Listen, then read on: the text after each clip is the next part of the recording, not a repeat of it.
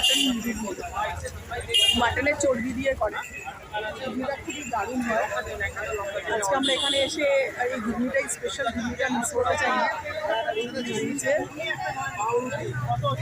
আমরা এখন দেখো শুধু জাস্ট কত প্রচণ্ড লাইন পড়েছে। আজকেই কুমোরটুলির এখানে প্রচণ্ড ভিড়, মানে এত প্রচণ্ড ভিড় হবে আমরা ভাবতে পারিনি। লাস্টবার যখন এসেছিলাম যথেষ্ট ফাঁকা ফাঁকা ছিল। আজকে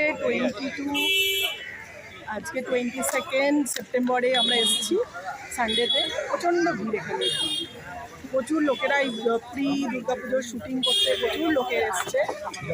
এই যে রেয়াংশু মাঝে মাঝে লুকিয়ে পড়ছে।